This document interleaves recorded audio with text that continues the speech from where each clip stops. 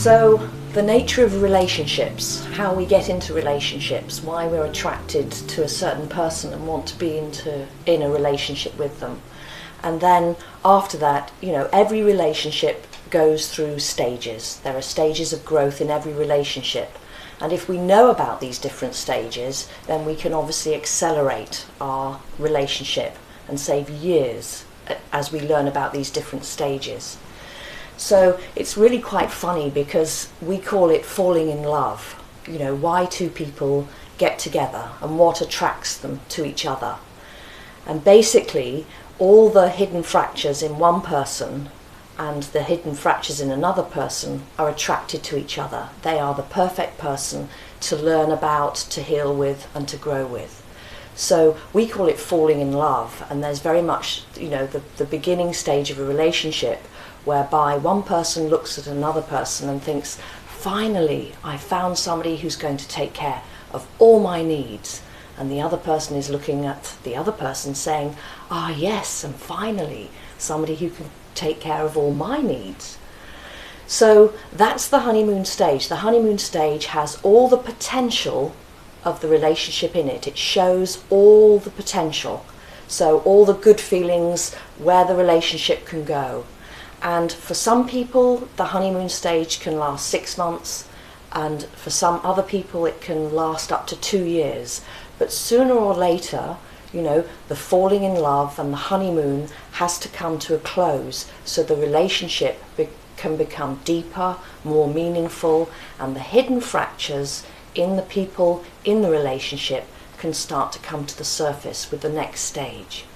In the honeymoon stage, we really love that our partner is different. We love that they have this other view on politics or these other behavioral patterns that we find so fascinating, and just, we love the differences. But it doesn't last. At some point, sooner or later, we get into the next stage, which is the power struggle stage. This is where the differences start coming up. This is where we start getting upset that they're different. This is where we become intolerant about their political views. This is where we become upset about their religious aspirations. Suddenly all these fractures start showing up. And of course by now the honeymoon feeling slowly slides out the door and we're in power struggle. As you know, there are many different ways that we can be in power struggle. Some of us, we do the really silent one. That was my favorite. When me and my wife Susie used to fight so much, I used to do the silent one because I thought that was morally superior or something like that. And she did the sort of demonstrative part. She was the one that created the scene, and I walked out the door, slamming it a little hard on the way out.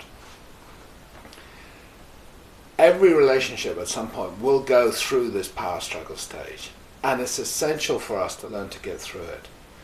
Now, the common wisdom is basically that people who are very different, when they get married, someone who's passionate and hot-blooded gets married to someone who's, a little cooler, then typically the power struggle stage is going to be the most difficult thing for them to work through, to get through the differences, to learn to build bridges to each other. Learn to communicate, learn to integrate. Because basically, without that, what happens is as you polarize down into a power struggle, which has a great danger of doing, and needless to say, people in a power struggle all have one thing in common, is they're being right. You need to be right to be in a power struggle. But where you're being right by things and you've polarized, then things stop working in your life. You start having levels of scarcity. It's very difficult to be successful and be in a fight.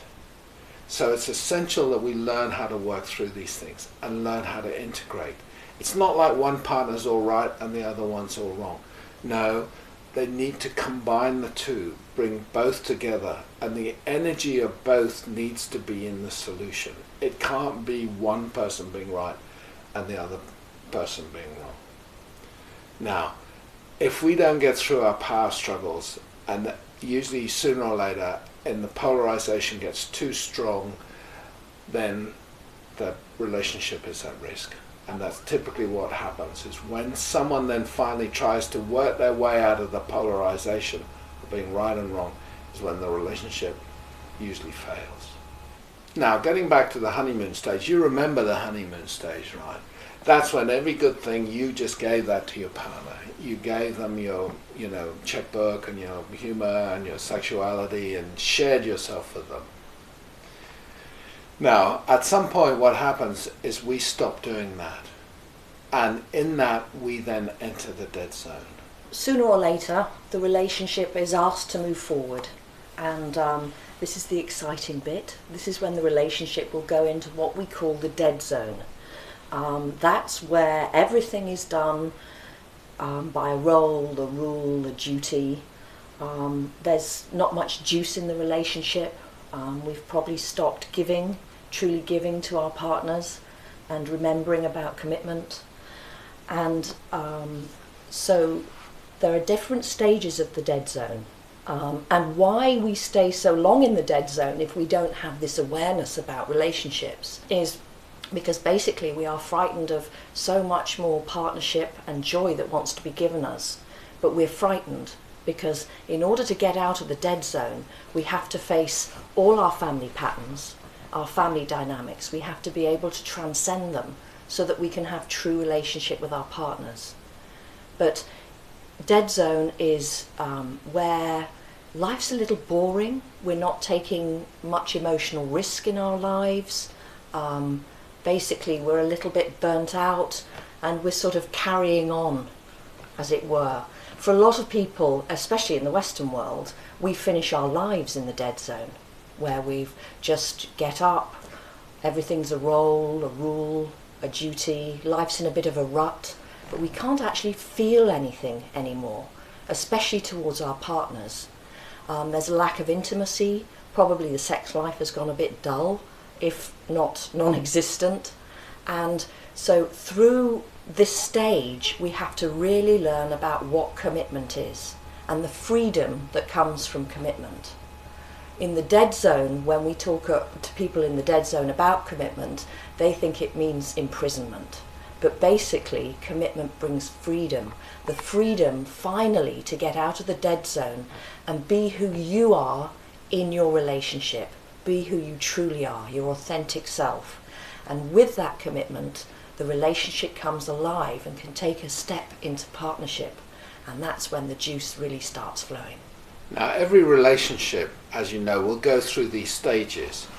But each time you heal an issue in a particular stage, like you heal an issue in the power struggle or the dead zone, what you'll do is you'll go back to the honeymoon stage. And the main thing that we just need to tell you is when you're in the honeymoon stage, enjoy yourself. Head for the nearest hotel or whatever you need to do, because it's not going to last. It's only a matter of time before the next fracture comes up in your mind, and you'll need to work through that. But once we have this attitude and recognize these stages and we're willing to keep moving forward, then we will get to a partnership eventually. Some people say between honeymoon and partnership, there are 3,000 steps. Remembering also, and this is an essential reason for working on our relationships, is recognizing we all got together in the beginning to have our needs met, which basically means every relationship started for the wrong reason. But if we're willing to apply ourselves and learn, and especially get to partnership, we can start now being in a relationship for the right reasons. For learning who we are, for learning to give and to receive, to learn about ourselves and our success in our lives. These are the things of partnership. It's like when you're in partnership and you have a fight and you realize there's something you've got to work on, you don't start saying, oh, well, I'm going to leave and things like that. We're well past that stage. And now in the partnership, the friendship has also got so strong. And now we work through the dead zone while many of us have to keep revisiting and find other broken parts there. Once we're out of the dead zone, our life becomes interesting again. There's this flow to our lives. We're not frightened of taking a risk. We're not so defended. And now we're in a relationship, we're less defended, we're more available for intimacy, we're more available for love, and we started winning our hearts back. We're no longer frightened of feeling. And that's the partnership stage. From the partnership stage, we will go into higher and higher levels of relationship. So the connection gets stronger and greater, and our capacity to feel and enjoy our lives at every level, sexually, spiritually, it all comes into alignment as we keep moving towards our partners and have these greater experiences of intimacy and joining. So we're no longer a couple, two people, like two drops in the ocean. We actually move into the experience of feeling like we are the ocean. So the joining that comes through our sexual intimacy, or even just our intimacy heart to heart with each other, expands us even beyond ourselves. So we start to have heightened states of consciousness and awareness about life. We regain our innocence, our sense of wonder in the world, and our relationship is a reflection of that. Well, beyond partnership, of course, as I was just saying, you know, the relationship goes into a visionary relationship, whereby as a couple we see the way forward for ourselves and our families, whereby everybody wins. We're way out of competition. Competition doesn't exist anymore. And then, you know, the relationship can move forward from partnership, visionary, but then it goes into what we call tantric stage, which is about having a level of high connection, sexual and spiritual being the same, with ourselves, our relationship and our world. Stages of relationship, everything, always help us win our innocence back and help us to find our way home, so that we are at one with our world. We are in a state of grace, but in union with our partners, but more importantly, in union with the world.